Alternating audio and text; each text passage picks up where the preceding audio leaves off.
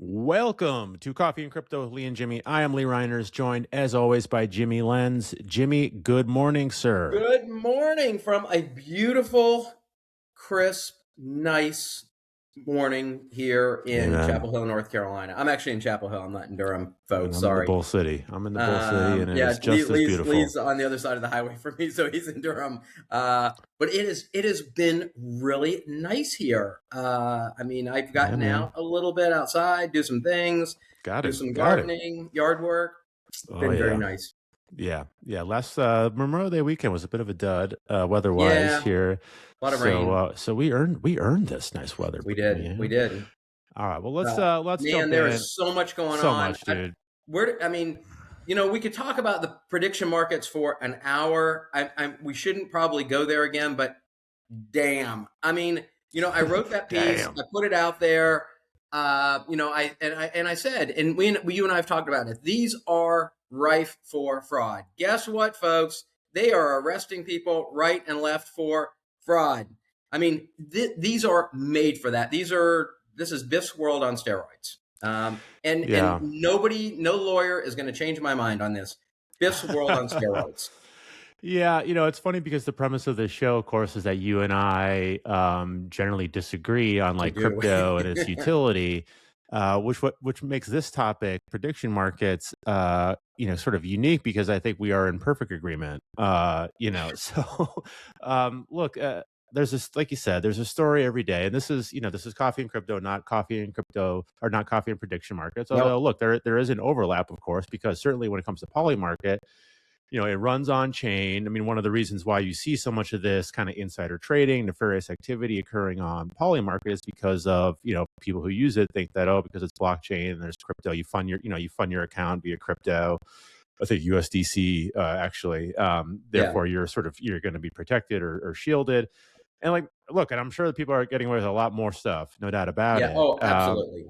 But it is by no means a guarantee. And, I think, look, an aspect is that blockchain transparency does allow not just law enforcement, but anyone. I mean, there's a group of, kind of online sleuths out there who are monitoring poly market activity, noticing sort of anomalous trades or profitable trades, and publishing stuff on that. I mean, there's a group in Paris that was profiled on 60 Minutes a few weeks ago. They did a story on prediction markets, and and they just sort of laid out all the data. Like, look, these massive trades were placed right before big news announcements, right? And then the accounts are canceled immediately afterwards. Yeah, exactly. So it's like it does.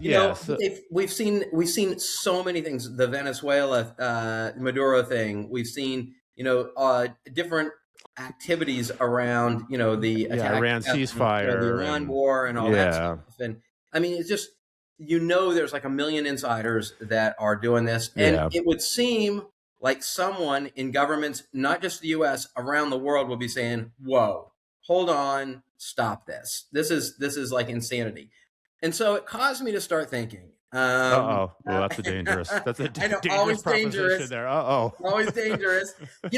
Who was and I can't say administration because administrations are too big.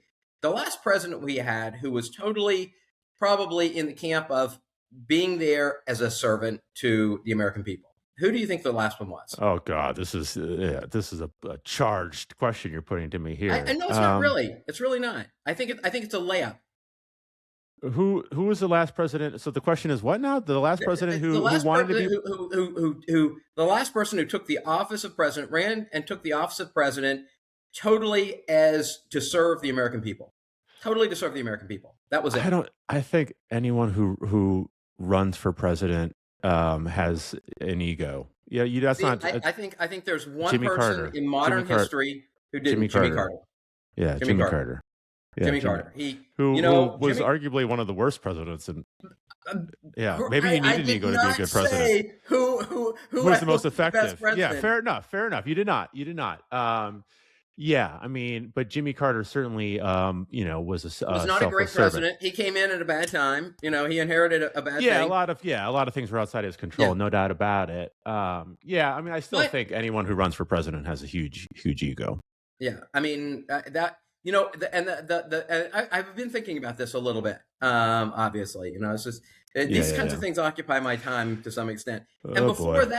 before that, I think it goes maybe Ike, maybe Yeah, I before mean, Ike. Ike just kind of, because he Because was Ike so could have done pop. anything, right? He could have been the president of any company in America Yeah, I at don't that think point. Ike was too like gung ho on being. Certainly, like once he became president, he didn't spend a lot of time on the job itself. I think he was a And fine and president, he was but very critical of a lot of it was just things. sort of like, well, I guess I'll be president because people want me to be president. I Yeah. mean, he was so freaking popular after the war, he just kind of like defaulted into like the next gig being president because that's what people wanted him to be. Yeah, no, look, obviously, I mean, assuming you're referencing the fact that President Trump has massive conflicts of The, interest the, when it the, comes the, to these prediction markets. I mean, this whole thing is such a mess. You and I have talked about it. Um, I think part of like there's just but I think so across the board, legislators should be calling this out. Right. The Trump administration, absolutely. He has personal interest, huge. But I mean, people across the board, both sides of the aisle, should be calling this out, and nobody is. Well, I don't think that's necessarily true. I mean, you are seeing people calling out this issue has penetrated the national consciousness. I mean, average people are talking about this because it's obviously Which is wrong and good. it's easy to comprehend, right? I Yeah. mean, it's wrong for a special forces soldier to wager on the missions he's engaged in, right? I mean, Yeah. like I think people just intuitively understand that. It's wrong for someone who works in any administration, right, to place bets on the outcomes of Activities that policies they have a that direct they effect can on. Yeah. directly control. So, look, there's obviously a legal debate in terms of whether these things are actually swaps, whether the CFTC can be is the exclusive regulator, whether they preempt state gaming laws. I mean, I think ultimately the Supreme Court is going to have to decide that, but Congress is going to have to get involved here because there's just so many whenever there's an opportunity, people will take advantage of it, Yep. right? And people have incentives. And so the latest issue this week, Jimmie, was the Google engineer. Yep. And some of these, and look, I go on Kalshi and I have a Kalshi account. And it is, and actually most people who go on Kalshi just go to look, Just right? a Not look. necessarily play Yeah. the trade. And it really is interesting. If folks haven't been on Kalshi or, You or should. Polymarket, Yeah. just go take a look at the number of different events that you can trade. They use trade. It's a trade, not wager on, Right. right? Yeah. Not bet. It's wager. And okay, excuse me, real quick, Jimmie. Can I go on a rant here?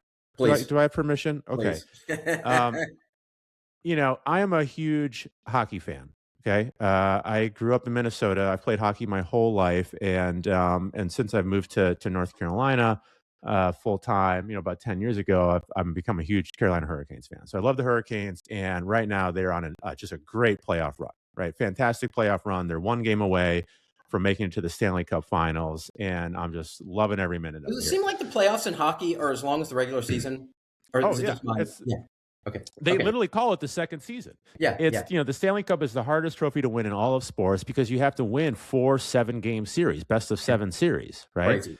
And so it's just the physicality involved. I mean, just being able to stay healthy for that long is a feat unto itself. And I don't think anyone is. Frankly, I don't think any player who lifts the Stanley Cup at that point in time is actually feeling 100%, right? Yeah. Physically. So Anyway, I interrupted your rant. anyway, okay. So, so the NHL has, as all leagues do, has an official partnership, with either a gaming operator, right, a sports book, or in the NHL's case, Kalshi. Okay. Kalshi.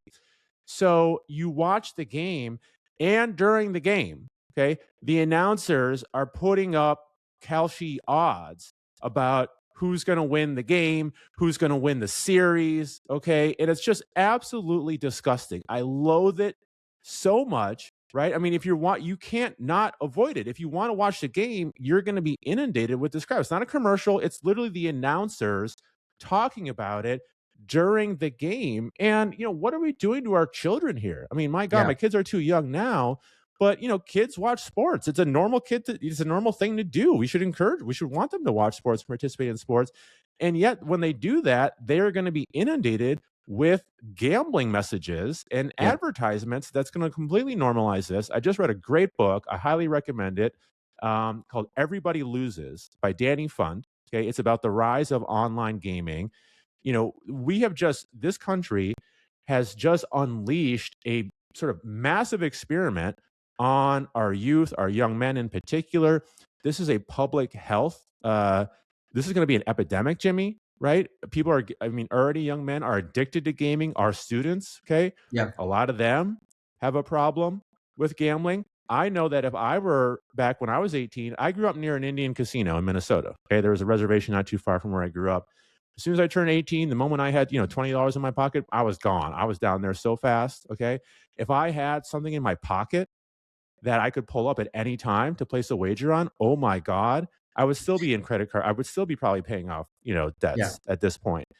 So I just cannot believe that we have done this as a country, just unleash this. And, gambling addiction is a real thing. Okay. You can't smell it on someone's breath, though. You can't see it in their eyes. People No. suffer silently until it's too late. And guess what? It's the addiction that results in the highest level of suicide. Okay. And so it just bothers me so much.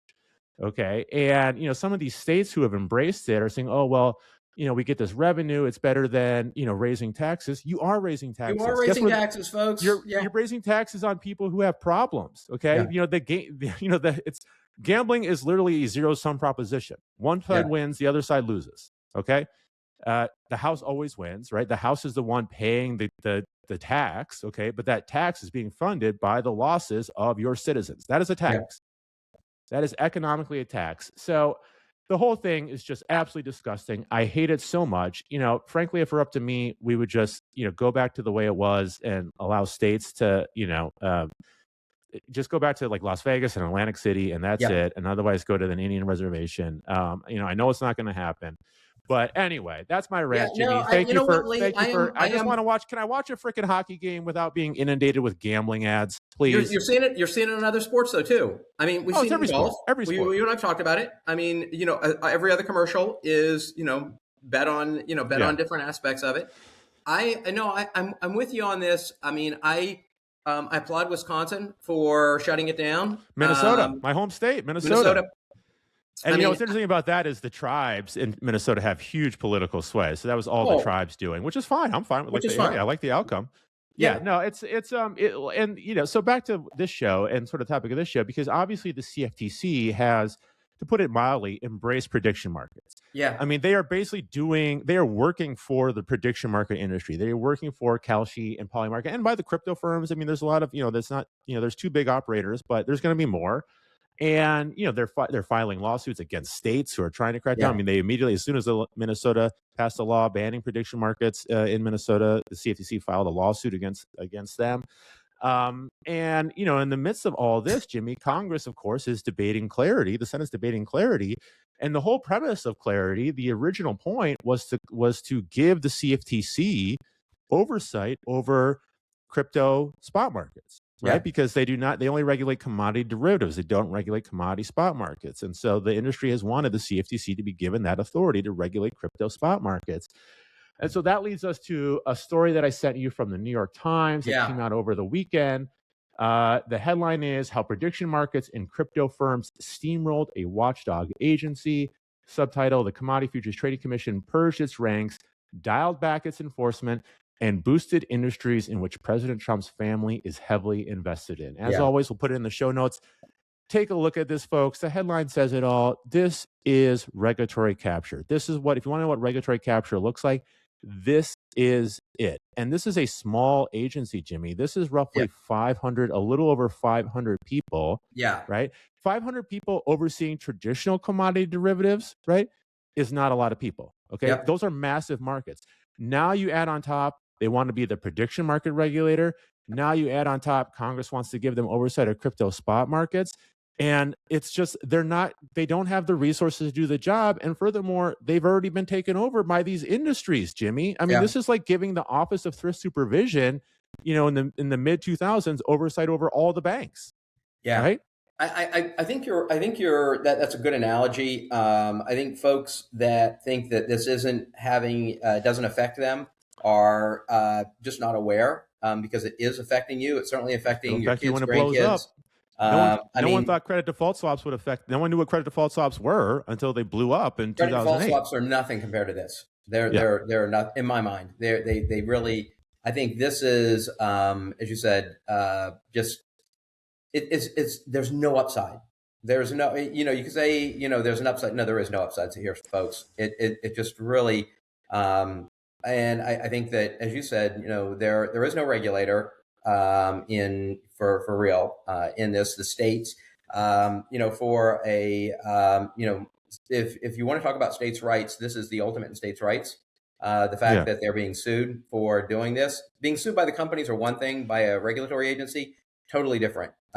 Being sued by a federal agency for trying to regulate an industry and protect your citizens of your state. Yeah, the citizens of your state. I mean, I mean, this will go to the Supreme Court. It'll be interesting to see how the Supreme Court treats it. I mean, they have been pretty states' rights friendly, so I don't know. We'll see. Yeah, we'll see. So anyway, take a look at the article, folks. Take a look, take a look. It's pretty disgusting. All right, let's move on to something substantive. Okay, yeah, Jimmie? let's do that. Let's talk about something. And every week, I mean, I feel like we're talking about the BIS. Okay, fantastic. A lot of research coming out of the BIS. A lot of not just research. Yes, people should take a look. People should definitely be looking at this stuff. But here, Jimmie, we're talking not just about research, but we're actually talking about an initial pilot program. Yeah. Right. So this is Project Agora. Agora is Greek for marketplace, for those who didn't know.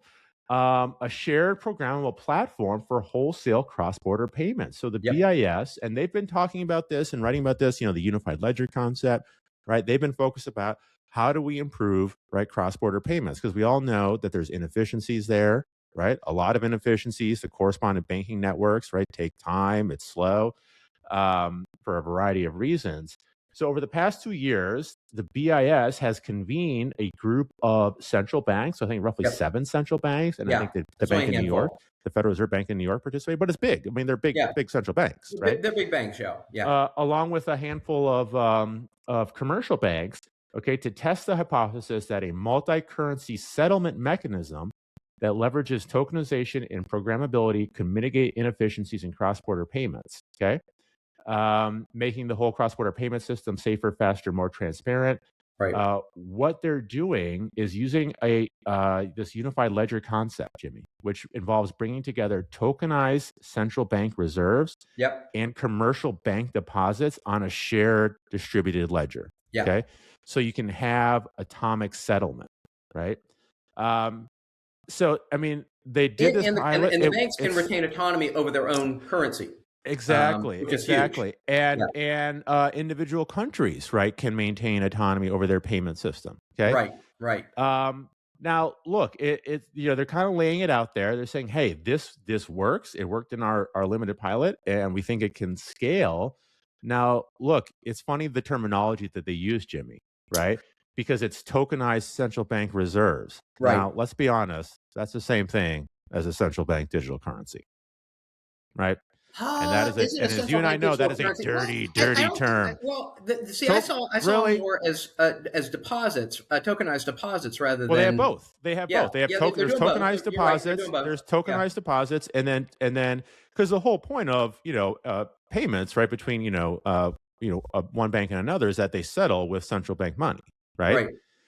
And if it's a cross-border payment, you're gonna need 2 central banks involved, and so if you can have tokenized central bank reserves operating on one ledger, then you can have that central bank to central bank settlement happen alongside the same time as the actual within country tokenized deposit settlement. Right. But they need to be operating on a unified ledger is the whole concept. I mean, look, I think this is a great idea. I'm glad that they're experimenting.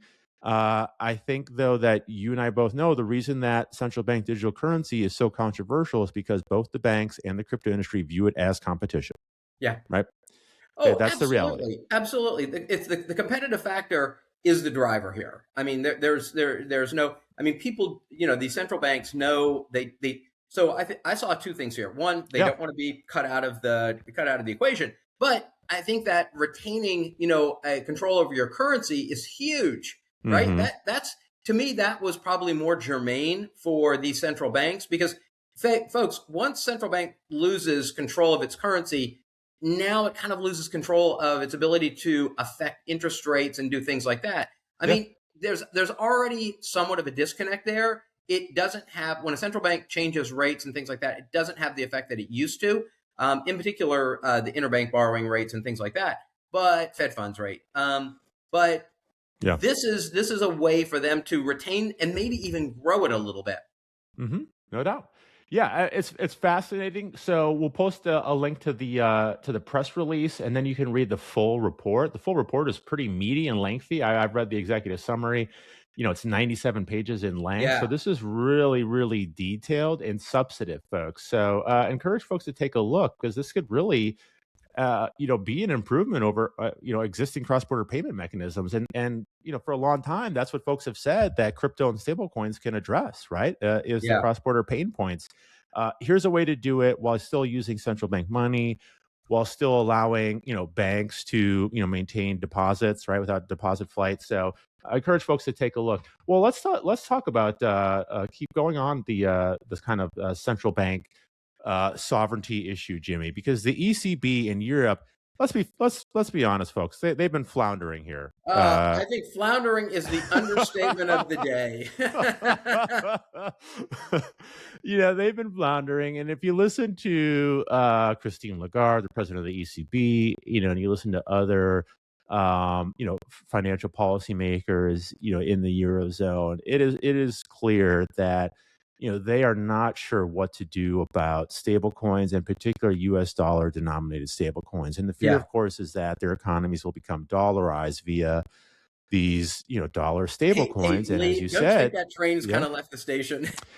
Well, I mean, partially, yes, but it can get worse, right? It can get worse, Yeah. and I think that's their concern.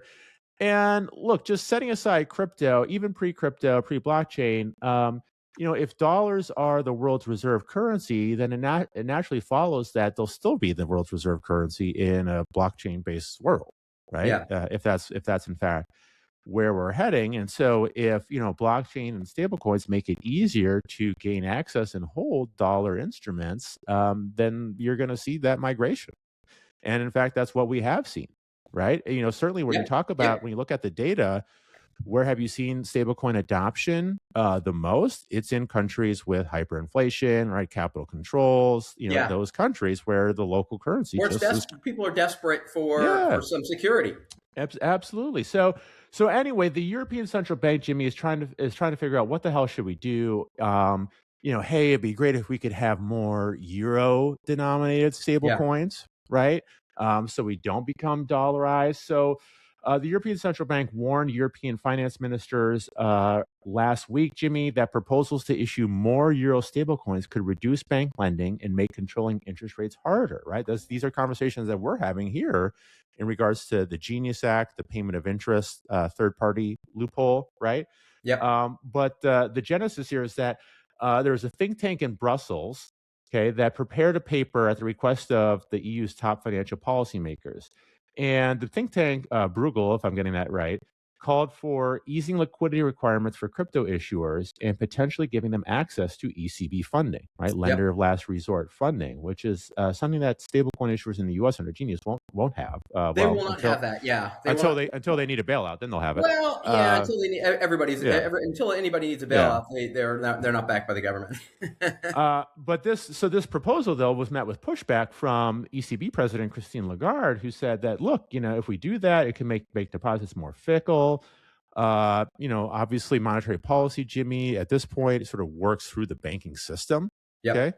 Right. That's how it works. And so she said, look, this could, make bank deposits more fickle, weaken economic vitality of the sector, and limit our ability to engineer interest rates. So, it looks as though the ECB is maybe kind of slightly butting heads with, EU country finance ministers here. But and she's been talking about the need for a digital euro. I mean, it's just like they're throwing this for years. This has been going on they're for throwing years. everything and anything against the wall to see what sticks here, and they just clearly do not have any concrete. I think plan. it's a reflection of the EU. I really do. I think I'm afraid you're right.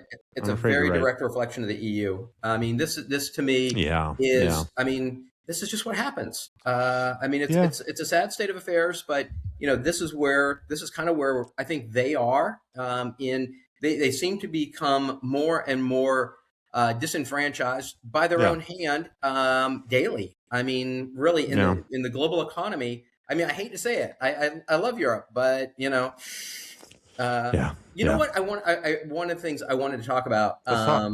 this week is, there were a couple of announcements out from a digital assets at Duke sponsor and Mm-hmm. friend, Mm-hmm. and Yeah.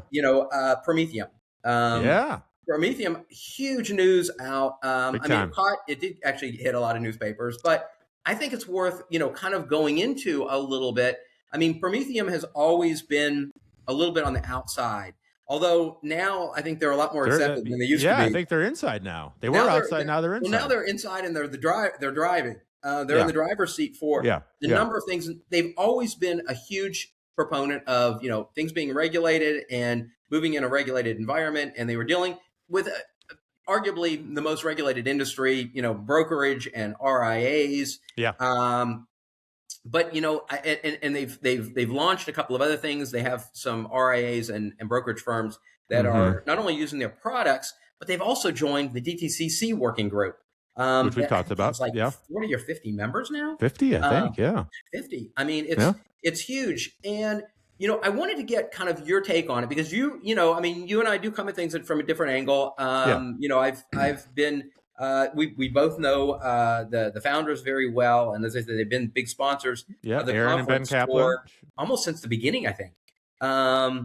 Yeah. Or close to it. Second year. I think they came on board the second year. Second Yeah. year. And so Yeah. it's really interesting, I think, to see this coming to fruition in the way that it is, even in this environment of regulation seeming to fall apart. Brokerage firms and RIAs are still, I Yeah. think, held to a different standard, but this is this is Mm-hmm. starting to move forward quickly. And the DTCC working group, I mean, DTCC has tried to stay very, very central in tokenization and in the Yeah.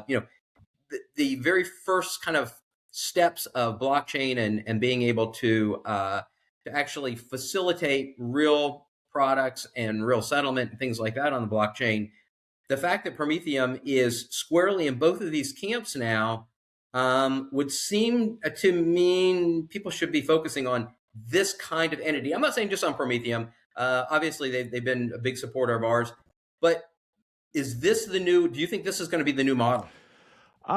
Man, I don't know if anyone knows what the new model is here. I mean, we talk about tokenization every week, different Yeah. pilots, different, configurations, and it's hot, right? It's obviously a very hot topic. You can't, even just the Wall Street Journal, the FT. I mean, they're covering tokenization stories on a Like it's seemingly going out of style. Yeah. daily basis. This is not just a crypto press topic here.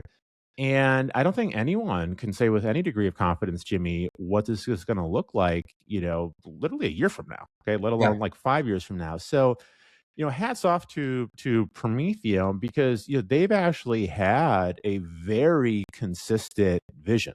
Okay. Absolutely. And that vision has gotten them in, I don't want to say hot water, but it certainly, earned them some At one point, the scorn of the industry. yeah, the scorn, earned them the scorn of the credit industry, because their argument was, look, we actually do agree that most tokens are securities, and should be should be dealt with within the existing securities regulatory perimeter, a la broker dealers, clearing agencies, things like that. And their point was like, look, that system has served capital markets well, right? Because they provide protections that investors have come to expect and demand, right? I mean, these protections exist for a reason. And so their whole premise is, well, let's create, a regulated, broker dealer infrastructure here to allow access to, not just crypto, but eventually they've always had their eye on the ball on tokenized securities, right? I mean, they've always had their eye on the ball on tokenized securities. And, and again, I think people just focused at the time, but, this was kind of like peak, Gary Gensler hate. And the whole, the argument was, oh, well, you're pro Gensler, and and they got a special purpose broker dealer charter and under the Gensler era, and people were suspicious of that. And so they thought there was some sort of, weird collusion.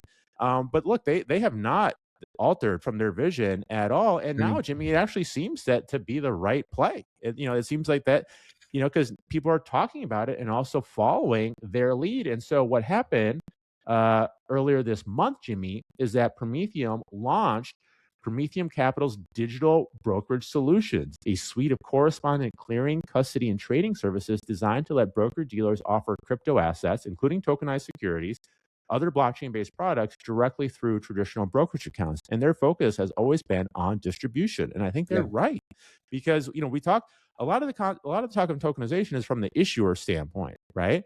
But less so on and then the kind of the trading infrastructure, but less so on the end investor, right? Like these, tokenization is never going to go anywhere unless there's demand. Unless there's distribution to investors. Yeah. Yeah. Well, unless investors, have access to them. And how are they going to get access to them? They're going to get access to them through the traditional channels, probably, right? Through an RIA, through a broker dealer. I mean, look, I'm not knocking Coinbase or any other crypto exchange, but certainly institutional investors and even a lot of retail investors, they're not going to want to access tokenized securities through a crypto exchange because of all the well-known issues, in the history of crypto exchanges, right? But would they be willing to access it through an SEC registered broker dealer? 100%. I think so. And that's been their premise from the get-go. And so really, excited for them with this announcement, them joining the DTCC pilot. But they have a network of SEC registered and FINRA membered broker dealers to support the full life cycle, and they've also been focused on the life cycle of tokenized securities. And I think that's really important. It's not a piece of the puzzle; it's the whole end to end. Which I think, as you mentioned, I mean this can't really have the traction it needs without traditional broker dealer customers, having access. And folks, the average broker-dealer customer, wealth management customer, is probably closer to my age than Lee's. And they're going to be a lot more comfortable using the traditional, channels, traditional brokerage channels, RIA channels, than they are, as you said, going to Coinbase or someplace like that. It's not like people won't, but it's the other thing is, there's I think a push to consolidate your stuff. You don't want accounts at 50 different places. You want to consolidate. You want to see everything on one place. This gives you the opportunity to do that. So kudos to them. I think that this people should be watching this. I can see this being a much bigger influence. I can see us talking about this in a year or two. Remember when brokerage firms were just getting on the ball to do this. I think we'll be talking about that. Yeah, I hope so. Okay, well, let's talk about another product. Final story for the day, Jimmie. Another product launch here. SoFi USD, a new stablecoin, right? Issued by SoFi Technologies, a national bank, a full-service commercial bank. Okay, they have launched a new stablecoin. They're going to make that stablecoin. So the name of the stablecoin is SoFi USD. It'll be available to the 15 million members of SoFi. It's going to be a bridge, as they envision it, between traditional banking and digital assets. They're also going to have tokenized deposits, and you'll be able to switch between the stablecoin and between the two. So obviously redeemable one for one for US dollars from SoFi Bank. It's going to have bank grade safeguards. It's going to be available on both Ethereum and Solana here. So, I mean, this is fascinating. The question that I have when I first read this story is, how is this actually legal? Because under the Genius Act, the Genius Act says banks cannot issue they can't be a stablecoin issuer. Uninsured subsidiaries. So uninsured subsidiaries of national banks can be an issuer. But reading the press release, I mean, it seems as though that SoFi Bank, right, which is a commercial bank, OCC chartered commercial bank, is in fact the issuer. In which case, I don't see how it's compliant with the Genius Act. I think that it's probably, I mean, SoFi has a lot of different parts. People don't realize it, but there's a lot of different parts of SoFi. I'm guessing it's one of the other parts that's actually the issuer. I thought the same thing, Lee, is when I saw it. It's like, well, wait a minute, who's actually the issuer of these? Yeah. I gotta think that it's one of their other. I mean, these are smart guys there. I have to think that they're just not they didn't put that detail in there. but you have to think that it is one of the other parts of SoFi that's the actual issuer. They only have one distribution channel though, and that's the I, bank. I mean, That's what I'm guessing. I read the disclaimers, the disclosures at the end. I mean, I'm reading straight from SoFi's own press release on SoFi's website, Jimmie, and it says in the second paragraph, this marks the first time that a U.S. national bank issued stablecoin is available directly on a banking app. Okay, Yeah, they say national bank issued. Okay, issued. Yeah, I national don't know. banks They may are be not taking some allowed to liberty issue with that. stablecoins under the Genius Act. So we are missing something, or either they are missing something here. Yeah, Um, I mean, I have I to think that they just didn't put everything out there. I mean, I haven't actually gone to try to find the stablecoin, but I've got to think that there's more to there's a little bit more to it than that. I can't imagine they would violate the rule like that. Not a national bank. I yeah. mean, Well, okay. Well, setting aside exactly who the issuer is, what do you think of the business idea? I think it's probably a good idea. I mean, we're seeing a lot of ACH activity going from bank and credit union deposits, checking accounts to these exchanges, ostensibly to buy stable coins in a lot Mm-hmm. of cases. Yeah. We still have this quandary over whether stable coins will pay yield or not. Yes. Uh, I think that it's probably a good move. I mean, Good we move. talked Okay. about the bank up in Minnesota, St. Yeah. Cloud St. Federal Cloud. Credit Yeah. Union. It's not a bank; it's a credit union. Sorry, but them doing it, and it's very popular. Yeah. Yeah.